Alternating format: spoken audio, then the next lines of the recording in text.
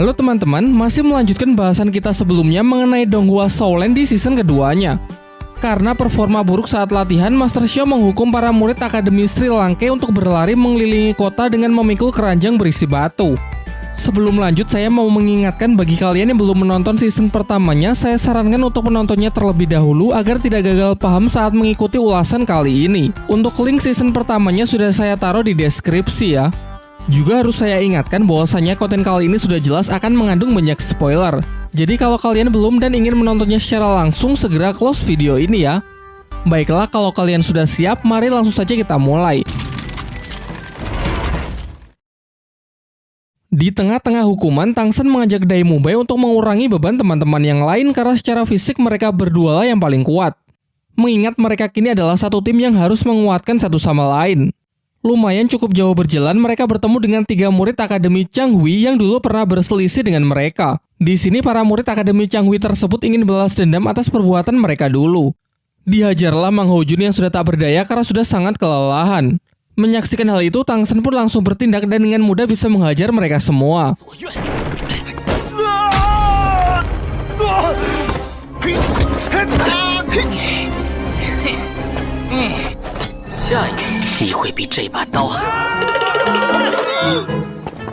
Kemudian melanjutkan hukuman tersebut, teman-teman yang lain mengambil kembali beban yang sempat dititipkan ke Tang Shen dan Dai Mubai karena melihat mereka berdua yang memikul beban terlalu berat.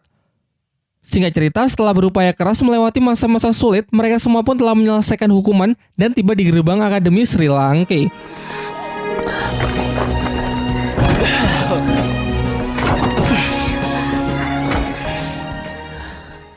Malam harinya mereka semua pun beristirahat.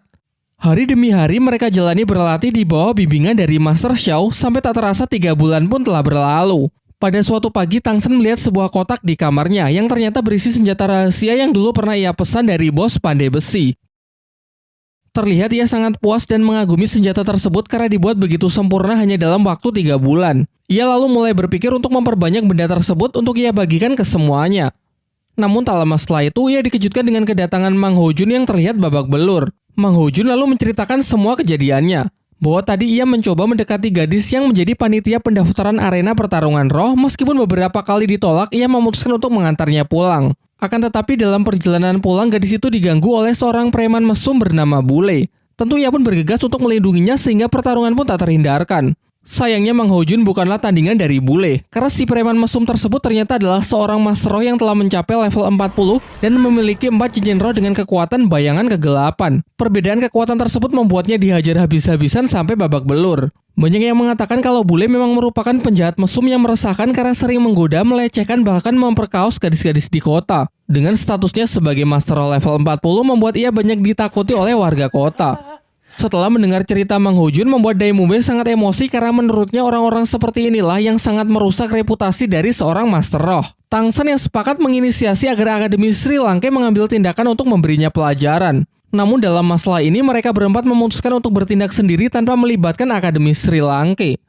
Mereka pun mengendap-endap keluar asrama. Xiao yang mengetahui pergerakan mereka menawarkan dirinya untuk ikut membantu.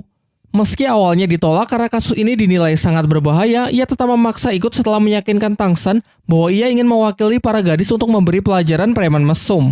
Berangkatlah mereka berlima ke kota untuk mencari Bule.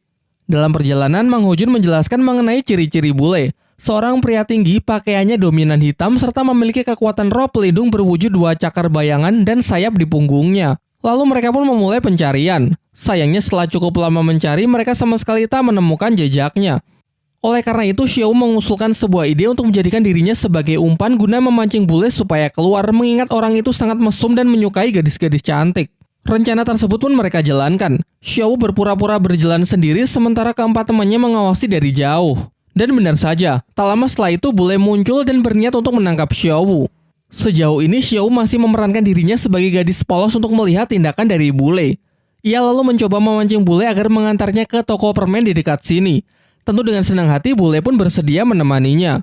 Namun ia justru mengarahkan Xiao ke tempat gelap dan sepi untuk bisa melancarkan aksi mesumnya. Ketika melihat gerak-gerik Bule yang mulai macam-macam, dari sinilah Xiao mulai bertindak untuk memberinya pelajaran.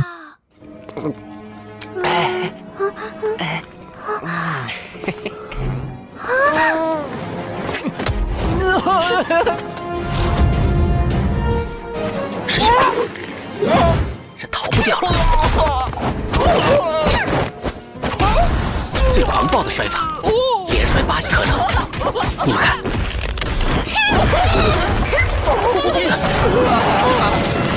Setelah Xiao menghajarnya hingga babak belur, mereka berniat untuk langsung pulang. Namun Tang Shen merasa kalau hukuman seperti ini masih belum cukup untuk membuat orang ini jera, sehingga ia ingin memberinya hukuman yang tak pernah akan bisa ia lupakan seumur hidupnya. Sementara itu, diperlihatkan Kepala Akademi Flander bersama Master Xiao tengah membicarakan masalah keuangan akademi yang semakin menipis. Hal ini karena metode pengajaran dari Master Xiao selama 3 bulan terakhir ini sangat intens serta terlalu boros dalam memberikan fasilitas kepada para murid sehingga membuat anggaran biaya benar-benar membengkak. Namun Master Xiao mengatakan agar Flander tak merisaukan hal tersebut karena ia memiliki rencana tersendiri untuk memperbaiki keuangan akademi sekaligus sambil melatih para murid ke tingkat berikutnya.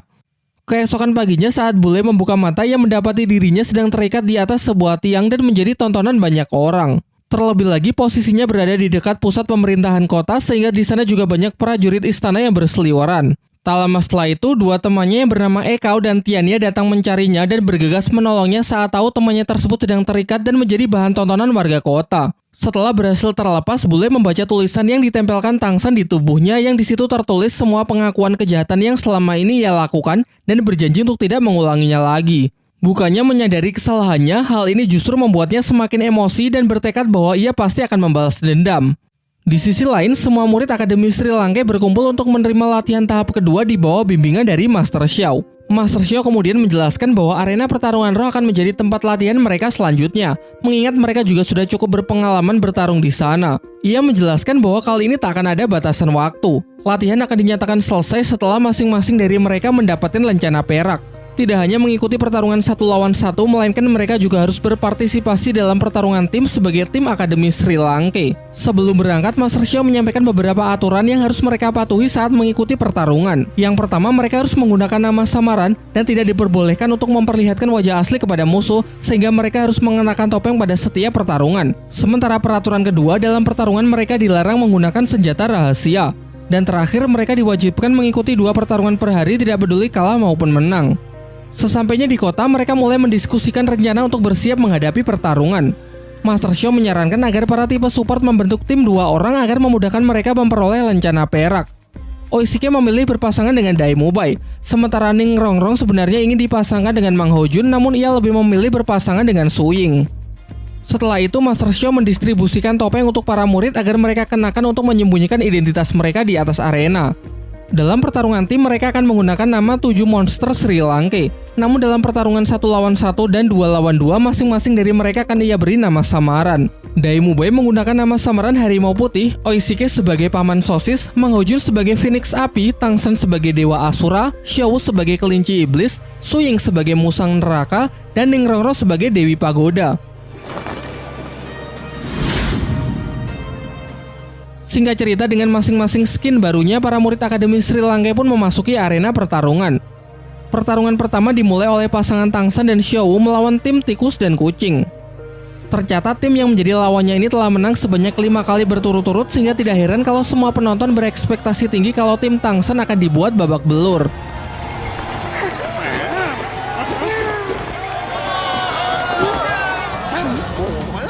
Mengandalkan lemparan dari rekannya, kucing menyerang dengan kecepatan tinggi. Tang Shen dengan mudah menghindarinya, sementara Xiao bertugas menyerang musuh yang lain. Giliran Tang Shen menggunakan tali akarnya, ia bisa mengikat master roh kucing untuk mengatasi kecepatannya. Akan tetapi rekan tikusnya bergegas datang dan langsung memotong tali tersebut. Merasa tidak punya pilihan lagi, tim kucing dan tikus menggunakan jurus andalan mereka, yakni jurus kombinasi tornado darah. Dengan memanfaatkan putaran berkecepatan super dari si tikus, terbentuklah pusaran angin yang dipertajam dengan cakar kucing dari rekannya. Sebuah teknik yang bisa digunakan menyerang sekaligus bertahan di waktu yang bersamaan. Menanggapi serangan itu, Tang Shen pun menggunakan skill keduanya, yaitu tali akar parasit, sebuah teknik di mana ia mampu menumbuhkan tali akarnya di permukaan kulit target, kemudian melilitnya dengan kuat.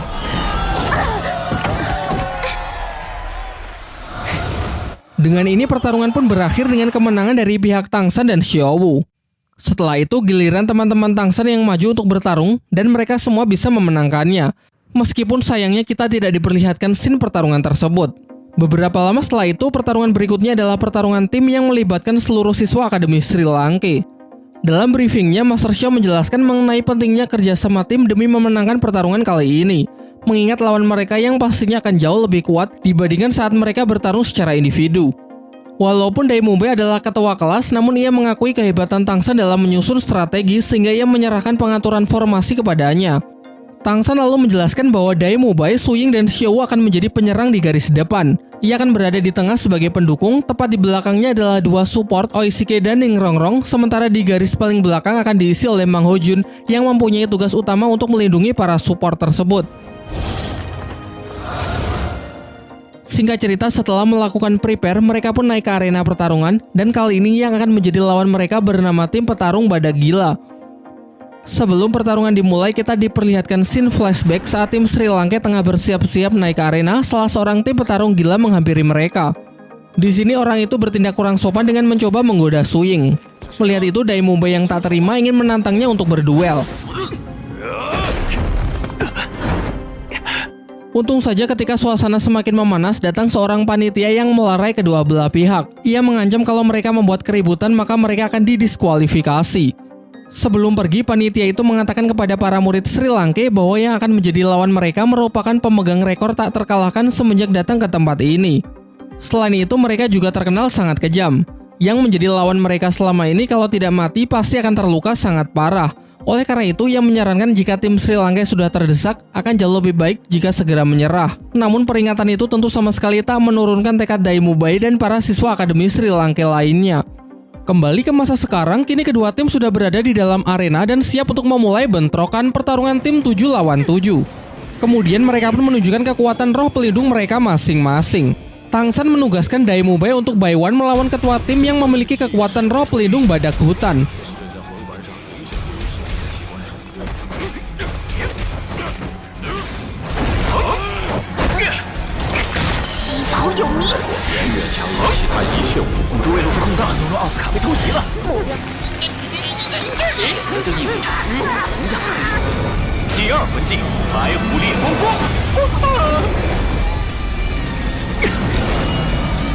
Dengan skill ketiganya, jaring laba-laba Tang San berhasil menjerat ketua tim petarung gila. Dan sejauh ini pihak Tang San lah yang sangat mendominasi pertarungan tersebut. Akan tetapi pada langkah berikutnya, Tang San salah perhitungan. Ia mengabaikan peringatan dari Master Xiao untuk menghabisi tipe support dari pihak lawan yang memiliki kekuatan roh pelindung cakram harapan. Setelah orang tersebut berhasil menyelesaikan persiapan tekniknya, kini masing-masing dari anggota tim petarung Badak Gila mendapatkan buff kekuatan dan kecepatan secara signifikan. Terlebih lagi, skill itu memiliki pasif untuk menghilangkan rasa sakit, sehingga pihaknya bisa terus bertarung secara membabi buta. Dengan ini, keadaan pun berbalik 180 derajat. Merasa pihaknya semakin terdesak, Tang San pun menginisiasi untuk memanfaatkan sosis terbang Oishike guna menghindari kegilaan dari lawannya. Namun masalahnya, skill Oishike juga tak akan bisa bertahan lama. Terlebih lagi, pihak lawan yang tak kehabisan akal, mereka masing-masing mendesak pihak Tang San dengan menggunakan serangan bebatuan. Kondisi semakin diperparah dengan Ning Rongrong yang terkena jeratan jaring laba-laba dari si musuh wanita. Beruntung saat akan menghantam pilar, Oishike datang untuk melindunginya. Karena durasi sosis terbang hampir mencapai batasnya, Tang San meminta Oishike untuk membuatkannya lagi. Sayangnya sekarang kekuatan Oishike sudah terkuras habis sehingga ia hanya bisa membuat satu sosis lagi. Tang San berencana memakan sosis terakhir tersebut, sementara teman-temannya ia perintahkan untuk keluar dari arena karena ia ingin menyelesaikan pertempuran seorang diri. Teman-temannya pun menurutinya untuk keluar arena dan mempercayakan semuanya kepada Tang San. Menurut pengamatan Tang San, ia menyadari kalau semua musuh yang mendapatkan buff memasuki mode setan, yang artinya meski kekuatannya meningkat drastis, namun perlahan kesadaran mereka mulai menghilang. Sehingga target utama Tang San adalah untuk mengalahkan si wanita laba-laba yang menjadi satu-satunya anggota tim yang terjaga.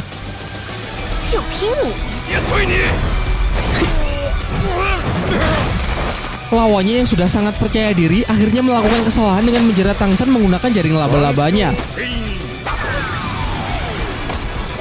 Tanpa terduga-duga, Tang San justru menyerap kekuatan tersebut dan menarik lawannya ke arahnya.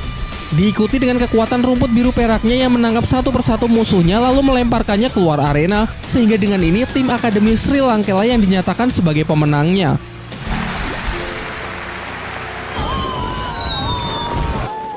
史莱克七怪之一，千手修罗。今天我们大获全胜，走，跟上。